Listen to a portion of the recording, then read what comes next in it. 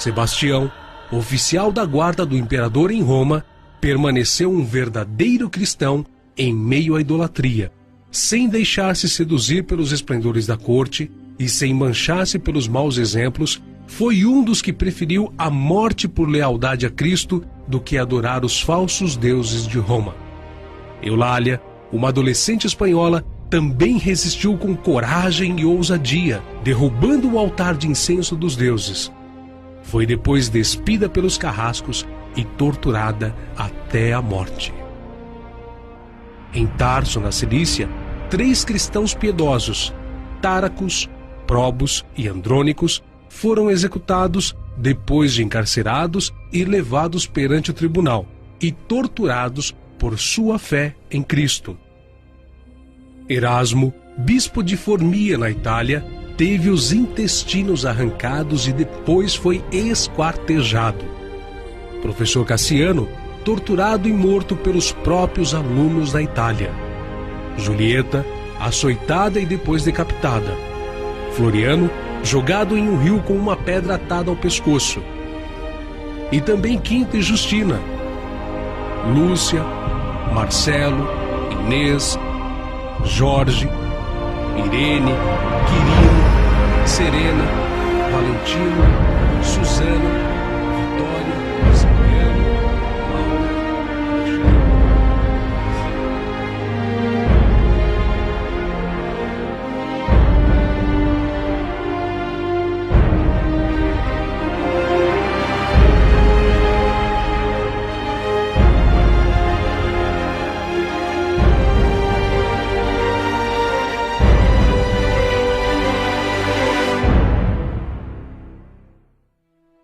Cansado de tudo, pouco antes de morrer, fraco e doente, o próprio Galério, instigado, emitiu o Edito de Tolerância.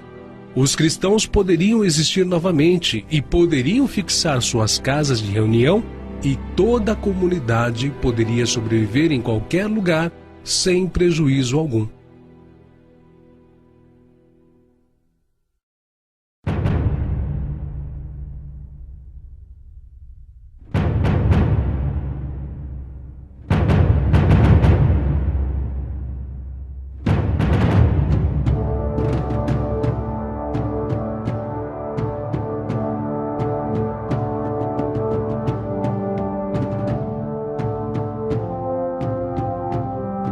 Constantino foi proclamado imperador romano no ano 306 e não tinha nenhum sentimento para com os cristãos.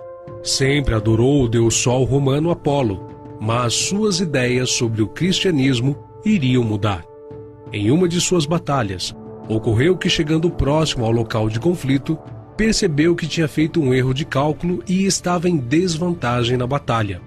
Então, o exército sentiu-se sem esperanças e perto da derrota, quando, de repente, Constantino se surpreendeu por uma luz magnífica no céu. Ele disse que a luz tinha a forma das letras X e P, que em grego são as primeiras letras da palavra Cristo. Abaixo do símbolo reluzente estava escrito: "Sob este sinal vencerás." Constantino interpretou este sinal como vindo de Jesus Cristo. No dia seguinte, Constantino mandou que pintassem um sinal semelhante à cruz nos escudos dos soldados e conseguiu uma vitória esmagadora sobre o inimigo.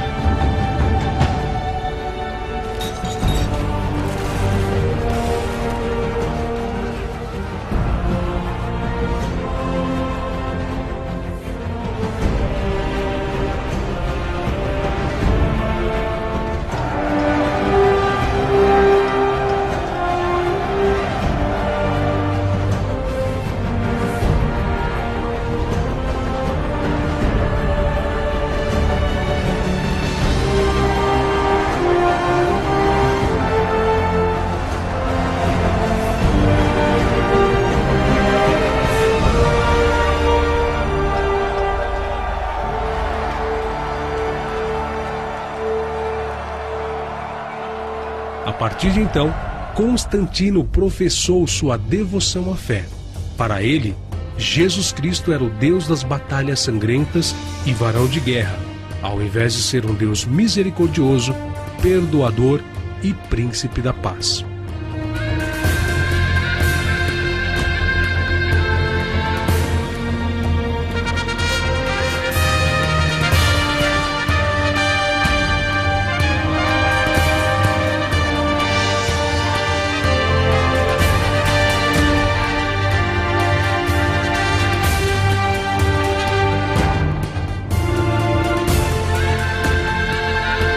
No entanto, mesmo depois de convertido, Constantino não abandonou sua adoração ao Deus Sol e o manteve como símbolo principal em suas moedas.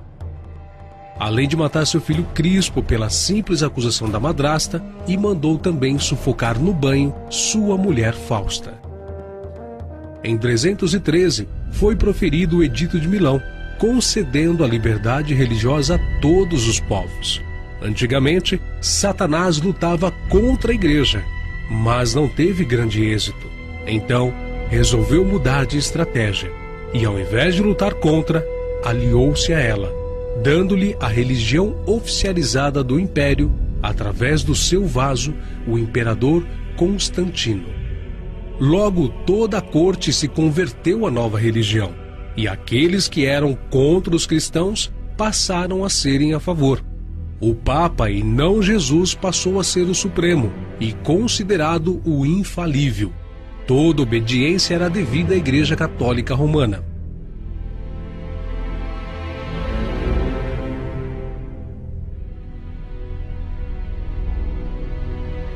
Com a entrada de Constantino, a Igreja primitiva perdeu a sua identidade. Antes de Constantino, a Igreja crescia e Satanás era derrotado.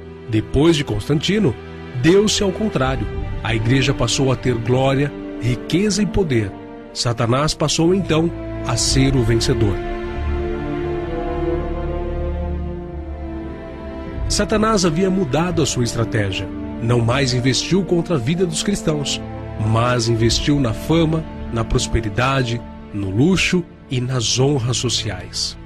A Igreja passou a ter poder político e controle social. Havia chegado ao fim os 300 anos de perseguição sob o Império Romano, dos grandes mártires da fé, das grandes e sangrentas perseguições, dos espetáculos das feras nas arenas.